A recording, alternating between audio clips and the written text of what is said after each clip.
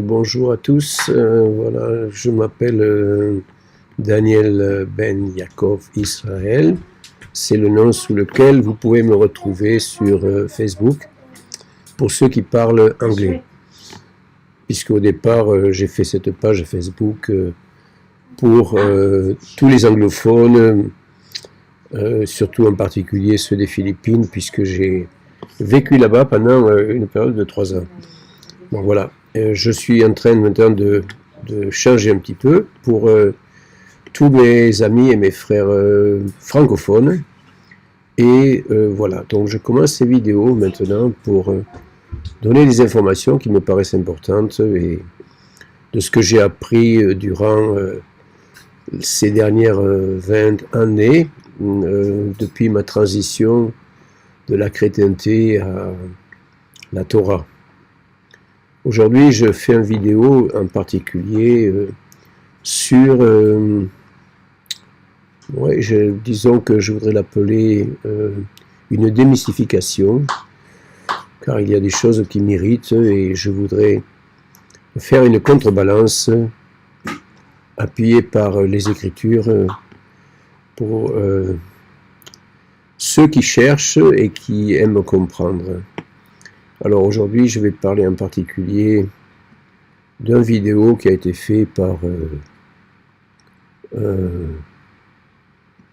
voilà, vous le voyez ici, hein, c'est par Ruth Israélite sur pourquoi suivre le soleil et pas la lune pour le calendrier. Pardon. Alors d'abord au départ, je voudrais mettre certaines choses au point pour comprendre. Alors, je n'ai rien particulièrement contre Ruth Israélite, je la connais depuis très longtemps, enfin du moins par son site web, avec toutes ces actions qu'elle propose là, mais aussi par ses vidéos que j'ai vues plusieurs fois. Et je suis un peu là de continuer à voir des choses qui, à mon sens, ne représentent pas ce que nous disent les Écritures, et je vais essayer d'étayer tout cela par cette vidéo. Donc on va commencer. Donc qui est Ruth Israélite, comment elle se présente elle? Eh bien c'est une goy, c'est-à-dire une personne qui vient des nations, tout comme moi.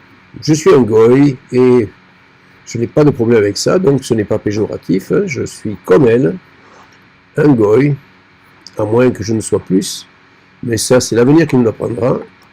Pour ça je suis un goy, donc un des nations qui s'est tourné vers la Torah il y a plus de 20 ans, après une période d'environ 8 ans passée dans le christianisme, dans la chrétienté, et j'ai commencé à étudier la Torah, donc il y a plus de 20 ans, avec les Juifs, ce qu'on appelle les Juifs. De nom, ce sont des rabbins, un premier des rabbins orthodoxes, et ensuite j'ai évolué petit à petit en rencontrant d'autres rabbins qui étaient ce qu'on appelle des rabbins messianiques. Là aussi, il m'a fallu faire un tri, et ça s'est passé au fur et à mesure que les années se sont écoulées.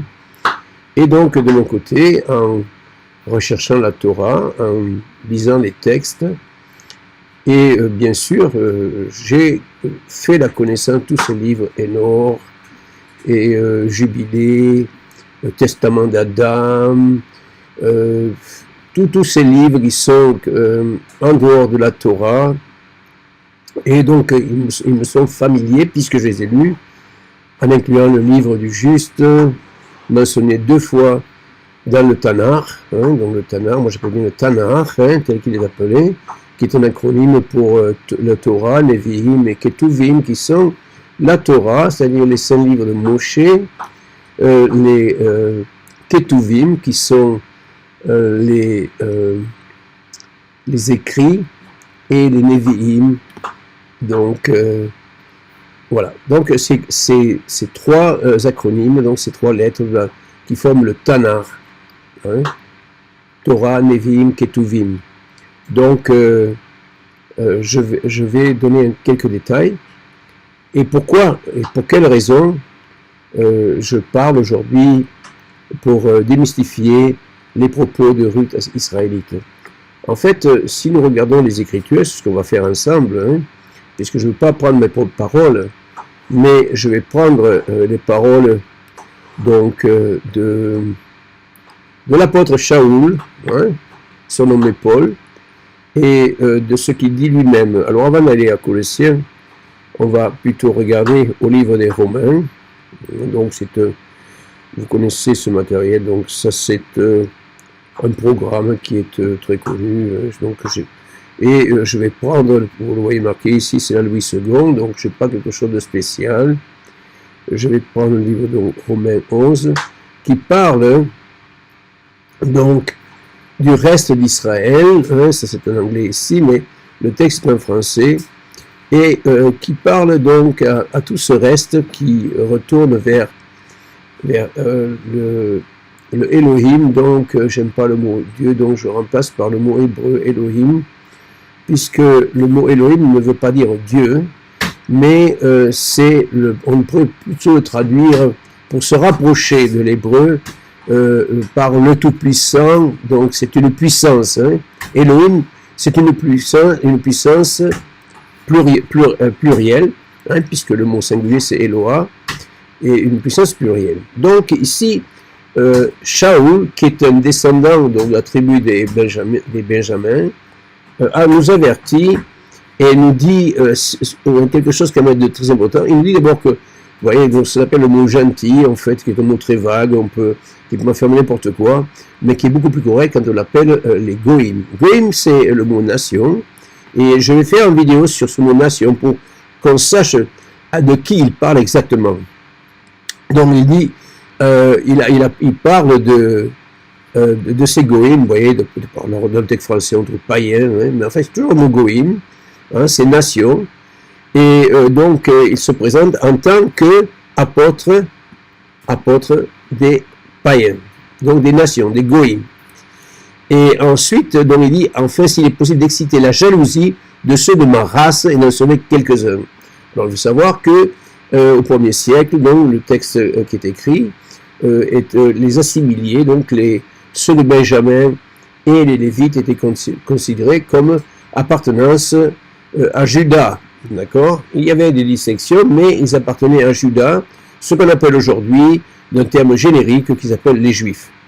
Donc les Juifs comprennent donc Juda, comprennent les Lévites et les Benjamins, sous les Benjamins, sous un terme générique.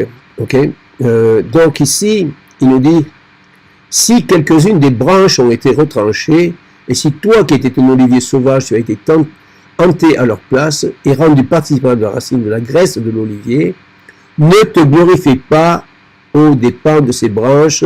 Si tu te glorifies, sache que ce n'est pas toi qui portes la racine, mais que c'est la racine qui te porte. Tu diras donc, les branches ont été retranchées afin que moi, je fusse hanté, c'est-à-dire greffé. Cela est vrai, elles ont été retranchées pour cause d'incrédulité ou manque de foi, on verra ce terme Emouna, et toi tu subsistes par la foi, la Emouna. Et la Emouna, c'est un terme qui ne reflète pas exactement ce qu'on comprend sous foi, le mot foi, ne décrit pas exactement le mot Emouna, parce que le mot foi, on ne le trouve pas dans le Tanakh. Le mot foi n'apparaît pas dans le Tanakh. On trouvera fidélité pour le mot Emouna, mais pas foi. D'accord ? On en reparlera aussi. Ne t'abandonne pas à l'orgueil, mais crains. Car si Elohim n'a pas épargné les branches naturelles, il ne t'épargnera pas non plus. Alors, cette histoire de branches, elle vient du prophète Jérémie, hein, on en parlera aussi. Donc, considère donc la bonté et la sévérité de Elohim, sévérité envers ceux qui sont tombés, et bonté de Elohim envers toi, si tu demeures ferme dans cette bonté, autrement, tu seras aussi retranché. Donc, il donne un avertissement qui est clair à tous ces goïms, tous ceux des nations qui viennent se greffer sur l'olivier au travers de Yeshua, pas de Jésus, mais de Yeshua, et qui sont greffés dans cette alliance, puisque ce livre-là, qui a été appelé le Nouveau Testament, n'est en fait rien de nouveau, hein, puisqu'il s'appelle en hébreu le Brit Hadasha, ça veut dire alliance renouvelée, du mot Hadash, que l'on trouve dans Jérémie 31. C'est cette alliance que Yeshua est venu faire. Mais la première des erreurs, en fait, c'est que quand on lit ce livre, le Brit Hadasha, on arrive à un pays conquis, on le prend ce livre, on se l'attribue sans rien regarder, alors que ce livre est écrit par des Juifs, pour des Juifs, en premier. En premier, c'est un livre juif, écrit par des Juifs, pour des Juifs, pas pour les Goïms. Ce n'est uniquement avec l'apparition de Shaoul, hein, que nous verrons un élargissement de la parole vers les nations. Oui, l'intention de Elohim est aussi d'inclure les nations qui seront greffées à Israël dans cette alliance. Mais au départ, ce n'est pas le cas. Il ne faut pas oublier que la maison d'Israël, Éphraïm, a été retranchée de l'alliance, ce qu'on peut lire dans le livre de Jérémie, déjà 8 siècles avant que Yeshua n'apparaisse. 8 siècles avant. Alors que Juda est toujours resté dans l'alliance, malgré toutes les erreurs, et je ne vais pas ici faire la gloire du judaïsme, non, je ne suis pas ici pour ça, mais malgré cela, malgré toutes les erreurs, Juda est resté le peuple choisi de Elohim. Ça, il ne faut pas l'oublier. Il est resté le peuple choisi de Elohim et il le restera jusqu'à la fin. Il le restera jusqu'à la fin. Malgré toutes les tricheries, malgré toutes les erreurs, il en est ainsi par rapport à la promesse que Elohim avait faite à David, et ça ne changera pas. Ça ne changera pas. Donc, Paul, en connaissance de tout ça, nous dit d'être humble. Et je ne pense pas qu'en faisant des attaques, comme je vois de la part de Ruth d'Israël et d'autres d'ailleurs, hein, que cela va arranger les choses. C'est complètement une erreur grossière, je dirais, parce que cela ne va pas amener la réconciliation. La réconciliation, elle est nécessaire afin de retrouver les promesses que nous fait le prophète le prophète Ézéchiel dans Ézéchiel 37, avec les 2 bâtons qui vont être réunifiés en une nation. Une nation.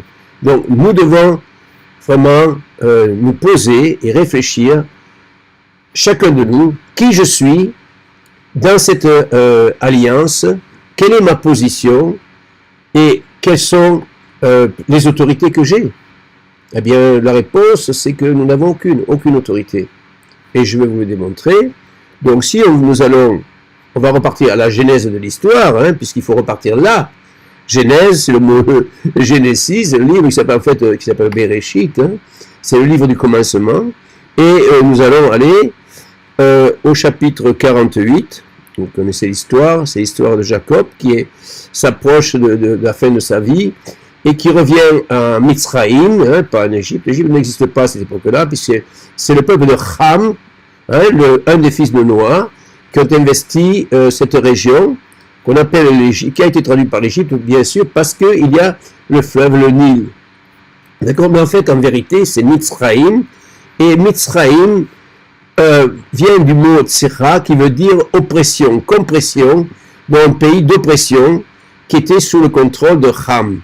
D'accord? Alors ici, on a la bénédiction des 2 fils de Joseph, qui amène ses fils devant Jacob, son père, et qui va les adopter. D'accord? Il va les adopter dans le clan de Jacob, qui s'appellera Israël. D'accord? Et il y a ici donc Éphraïm et Manasse. C'est là qu'il va placer Éphraïm et Manasse pour leur position dans Israël. Voilà. Et en fait, c'est là qu'il y a le changement, il y a un paradigme qui se passe, car Joseph avait mis Éphraïm à la droite, devant la main droite de son père Jacob, Manasse, et Éphraïm à la gauche. Manasse étant le fils aîné, il s'est dit, voilà, mon père va mettre la main droite sur Manasse et la main gauche sur Ephraim, et il va les bénir. Mais, qu'est-ce qui s'est passé? C'est que Jacob a changé ses mains, il a mis sa main droite sur Ephraim qui était à sa gauche, et l'inverse pour Manasse. Et on voit ici, regarde, il prononce la bénédiction, que le messager qui m'a délivré de tout mal bénisse ses enfants, qui soient appelés de mon nom et du nom de mes pères, Abraham, Yitzhak, et qu'il multiplie en abondance au milieu du pays. Donc ça c'est une alliance, ils vont entrer dans l'alliance. Joseph vit avec déplaisir que son père posait sa main droite sur la tête d'Éphraïm, il saisit la main de son père pour la détourner du dessus de la tête d'Éphraïm et la diriger sur celle de Manassé.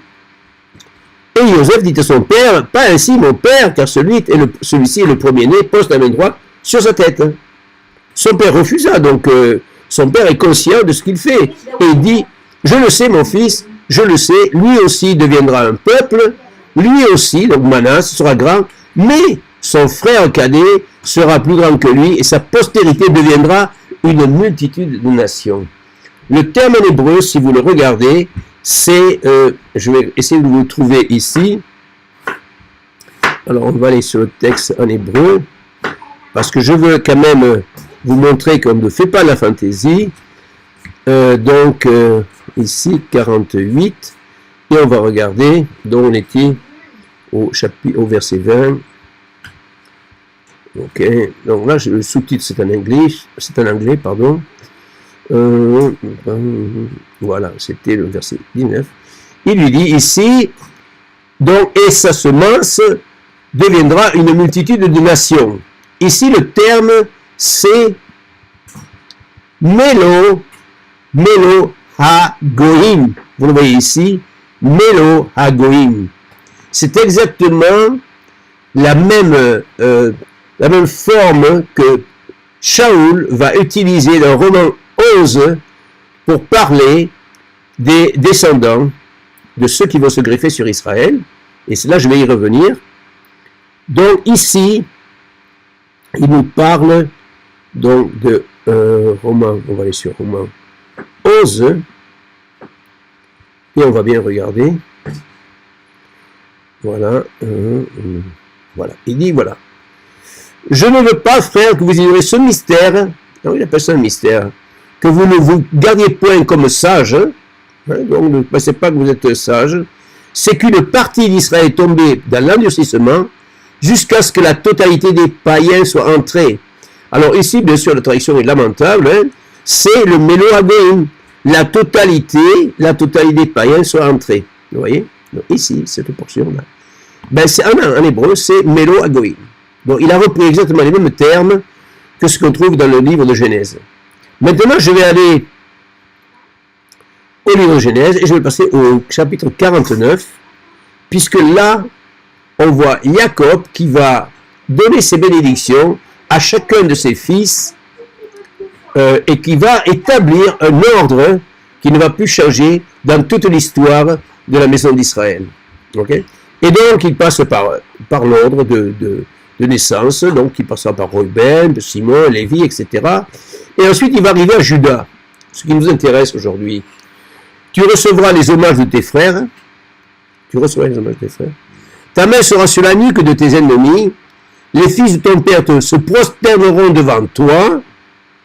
Juda est un lion. Tu reviens du carnage, mon fils. Il ploie les genoux. Il se couche comme un lion, comme une lionne, qui le fera lever. Qui le fera lever? Point d'interrogation. Le sceptre ne s'éloignera point de Juda, donc de Yehuda, ni le bâton souverain d'entre ses pieds, c'est-à-dire le sceptre d'autorité. Voilà. Donc il nous dit il y a deux choses.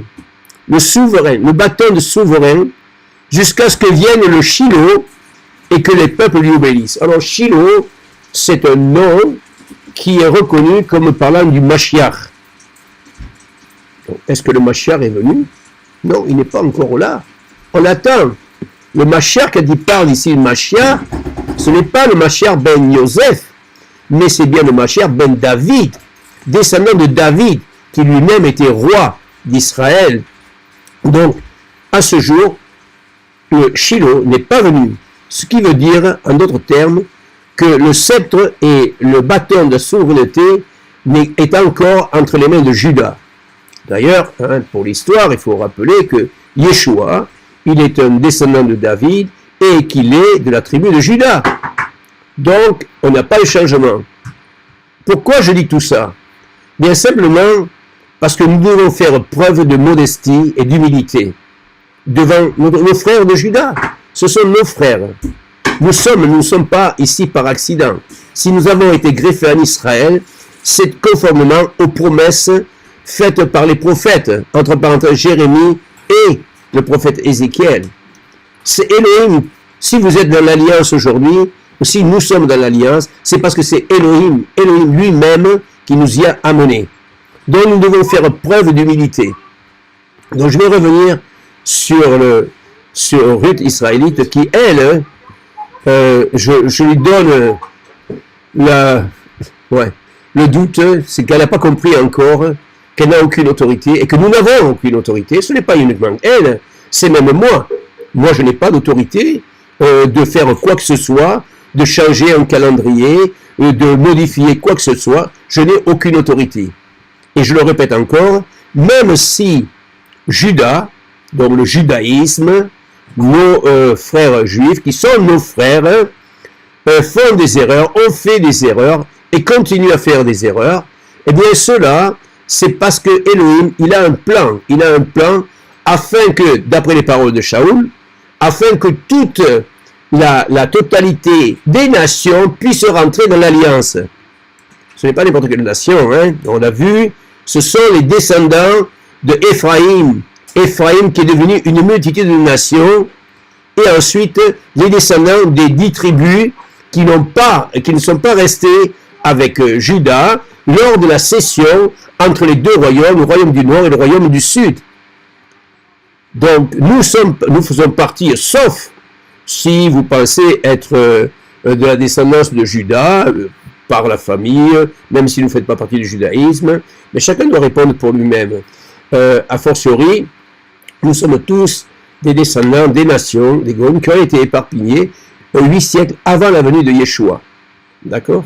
Mais il y a une promesse de reconstruire cet arbre qui s'appelle Israël et de le faire à la gloire de Elohim. D'accord? Donc, la première des choses que je dirais à Ruth israélite, c'est d'être beaucoup plus modeste. Ne pas penser qu'elle va révolutionner les choses parce qu'elle va amener un livre, le livre des Nocs, le livre des Jubilés, qui sont des livres qui ont été écrits dans la période dans le 3e et 1er siècle avant Yeshua.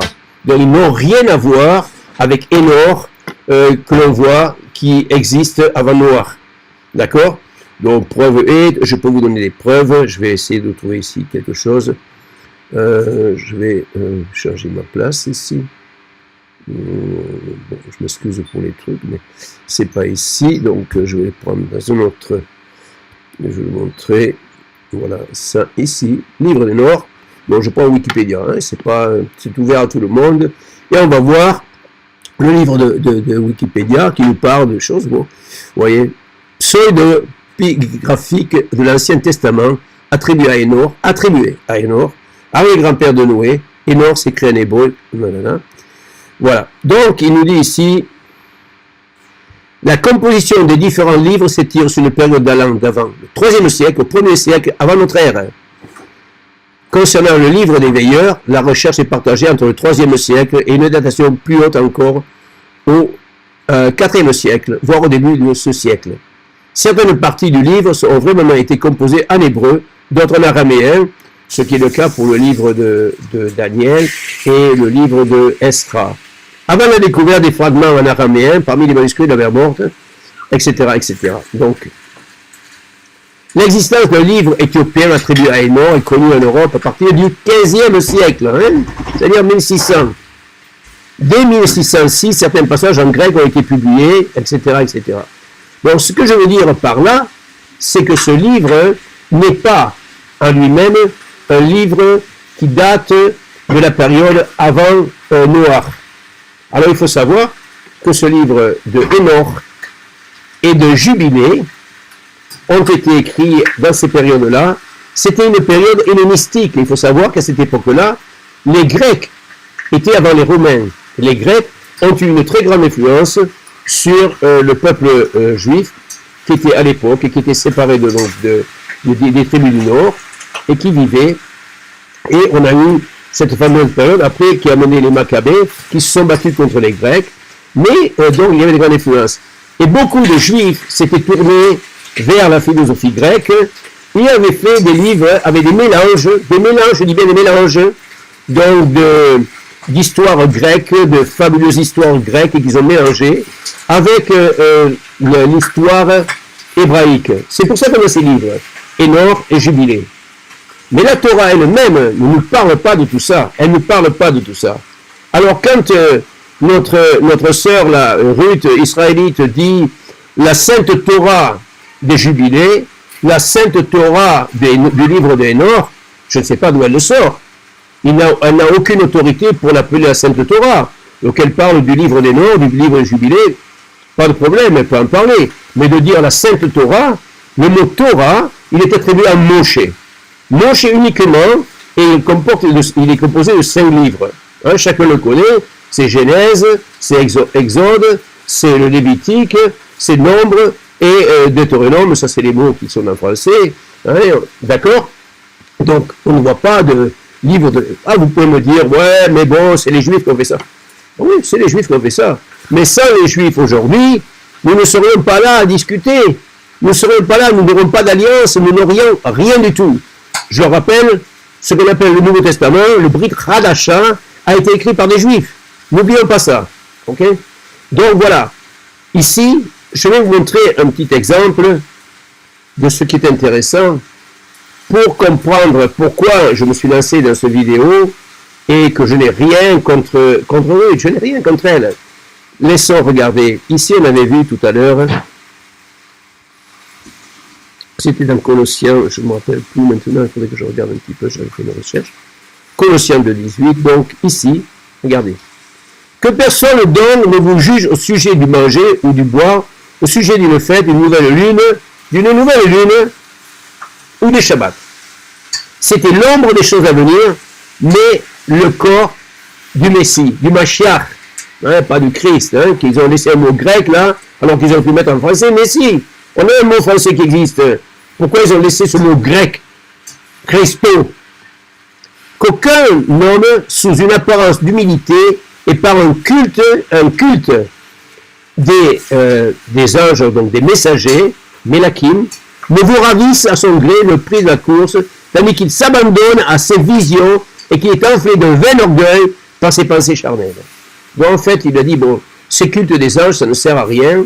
Et il y avait justement, au 1er siècle, là, il faudrait s'intéresser un peu à la genèse du livre du Nouveau Testament, hein, le Brit Hadasha. On en parlera dans une autre vidéo, vous verrez qu'il y a une sacrée surprise et qu'il n'y avait pas d'unité en Israël, qu'il y avait beaucoup de conflits, de problèmes. Et donc c'est ce dont Paul parle, hein, puisque lui, il a parlé à un certain groupe qu'il appelait ceux du chemin, et donc il y avait des conflits, mais ça sera dans d'autres vidéos. Donc pour en revenir ici, il dit voilà, qu'aucun homme ne sous une apparence d'humilité, donc une apparence, pas une réalité, et par un culte des anges ne vous ravisse à son gré le prix de la course. Et après il a parlé, vous voyez, si d'une fête, d'une nouvelle lune ou des Shabbats. Alors, je voulais vous montrer quelque chose quand même qui est intéressant, puisque Ruth, elle fait la propagande pour ce livre en disant que il faut prendre le calendrier de 364 jours, c'est-à-dire 360 jours plus 4, etc., etc., mais qu'il ne faut en aucun cas, parce que les Juifs sont faux, parce qu'ils ne connaissent rien du tout, parce qu'ils sont prisonniers des doctrines, il ne faut pas le faire. Alors, d'accord, si vous croyez que le livre de Jubilé et le livre d'Enoch sont supérieurs au livre de Moshe, de la Torah de Moshe, donc dans ce cas, notre discussion ici, elle est vaine, et il n'y a besoin de rien, on n'a même pas besoin d'en parler. Dans ce cas-là, bon, chacun va suivre son chemin. Vous savez qu'il y a tellement de groupes dans ce monde, parmi les chrétiens, qui sont divisés avec, bon, il y a les témoins de Jéhovah, il y a les mormons, il y a les plus connus, les protestants, il y a tous ceux qui prétendent être dans la vérité les catholiques, etc., etc. Donc, mais si nous parlons maintenant d'Israël, donc nous devons maintenant faire un effort de savoir qui nous sommes. Et c'est marqué dans la Torah de Moshe. C'est pas marqué dans le livre Jubilé, c'est pas marqué dans le livre des Nords, c'est marqué dans la Torah de Moshe. C'est là qu'il faut regarder et qui nous apprend qui nous sommes. C'est ça qui est important.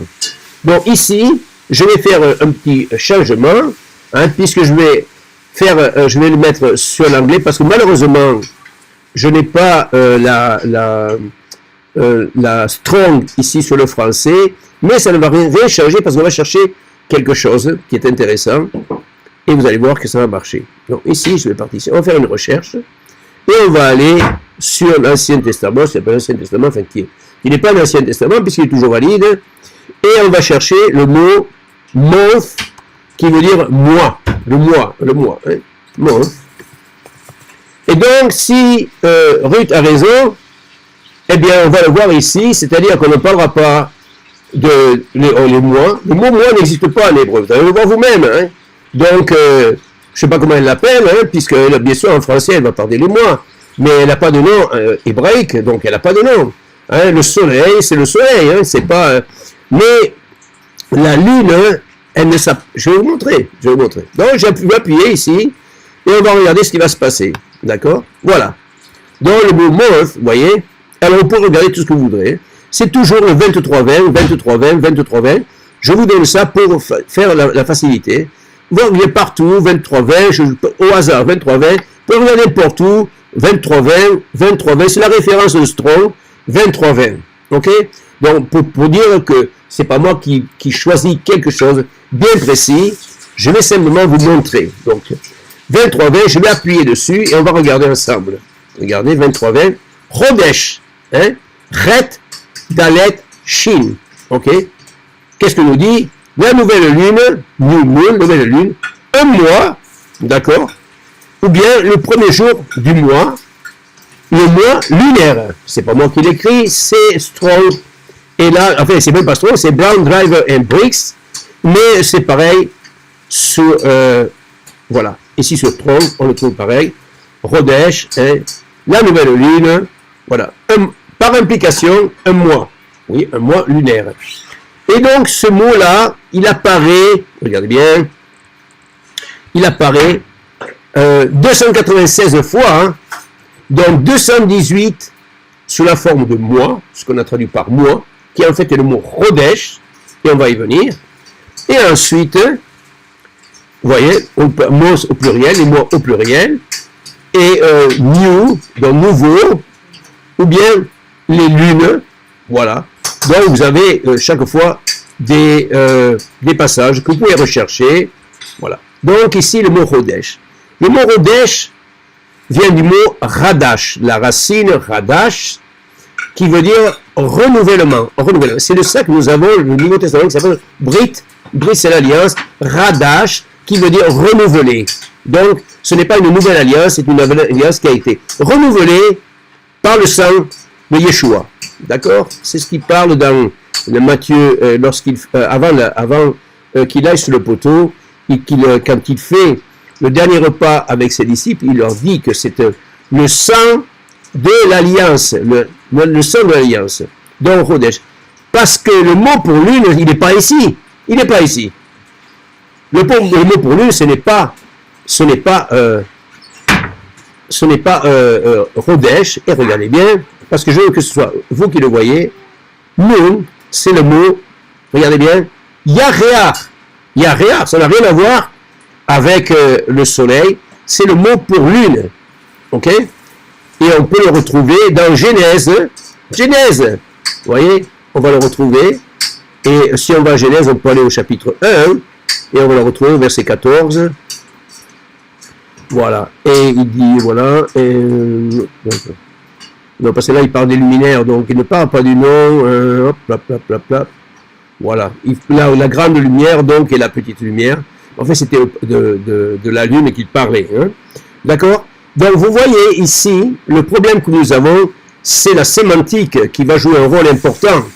Donc, à chacun de nous de choisir, est-ce que je vais avaler tout ce qu'on me dit, ou est-ce que je vais réfléchir et poser les bonnes questions? C'est ça le problème. Le problème, c'est ça. Donc, nous avons vu ici que la Torah elle-même, nous parle à 298 fois concernant les mois de la lune. D'accord? Alors vous allez me dire, ouais, mais le calendrier maintenant, juif, il n'est pas... Ouais, c'est vrai. Ouais, c'est vrai. C'est vrai. Le calendrier de Juda n'est pas exactement le calendrier qui est proclamé par Moshe. Les raisons sont très simples. En fait, elles sont justes ou pas. Je ne conteste pas ça. Je ne conteste pas que Juda a dévié dans certaines choses. Je ne le conteste même pas. Ce que je veux dire, c'est que nous n'avons aucune autorité, que ce soit Ruth, Israélite, ou quelqu'un d'autre, ou moi, ou un autre. Nous n'avons aucune autorité pour changer quoi que ce soit. Ça, c'est la référence à Genèse, chapitre 49, qui a établi que ce serait Juda qui garderait l'autorité jusqu'à ce que Shiloh vienne. Le jour où le Mashiach va revenir, eh bien, il est clair que c'est lui, en tant que roi d'Israël et roi du monde, va établir le nouveau calendrier et remettra les choses en leur place, telles qu'elles ont été conçues par Elohim. N'est-ce pas? Mais c'est pas à nous de le faire. Nous n'avons aucune autorité. C'est comme si je disais, bon, eh bien, je vais prendre la place du président en France et je vais lui dire ce qu'il a à faire. Je n'ai aucune autorité. J'ai pas été élu pour ça. Même si je n'apprécie pas ou nous n'apprécions pas le président que nous avons actuellement, c'est lui qu'on a mis en place, c'est lui qui a l'autorité. Voilà comment ça se passe. Et Juda a été mis en place par la volonté de Elohim. N'oublions pas la volonté d'Elohim pour préserver la Torah. Préserver la Torah, qui est le livre, la fondation de la vérité. Donc, si nous n'avons pas la Torah, nous n'avons pas la vérité. Parce que la vérité, c'est la Torah. Hein? Ça, c'est Yeshua qui nous dit dans Jean 17, faisant référence au psaume 119, versets 89, 150, 142. D'accord? Donc, nous n'avons pas d'autorité. Alors, soyez modestes, soyez humbles. Pourquoi aller attaquer Juda maintenant? C'est contre la volonté de Elohim. C'est aller contre la volonté de Elohim. Soyons humbles, nous avons assez de travail à faire sur nous-mêmes pour redevenir ce que nous étions, ou nos ancêtres étaient, si nous faisons partie des 10 tribus, ou si nous faisons partie d'Éphraïm. Donc c'est important de comprendre ça. Et vraiment, je suis triste de voir que des vidéos apparaissent comme ça pour dénigrer Juda, dont elle a fait notre vidéo sur la cache-route, qui est une catastrophe. Elle devrait vraiment avoir honte. Mais non, elle continue, elle persévère dans son engagement. Mais je connais tout ça. Mais moi et ma famille, nous avons pris une décision, c'est d'aimer Juda, d'aimer nos frères de Juda et de nous joindre à eux, parce que le salut, il vient de qui? Il vient d'Égoïm? Vous connaissez la réponse. Est-ce que le salut vient d'Égoïm? Des nations? Non. Le salut vient de Yehuda. Des Yehudim. Pas de Goïm. Donc, on doit avoir vraiment un cœur humble.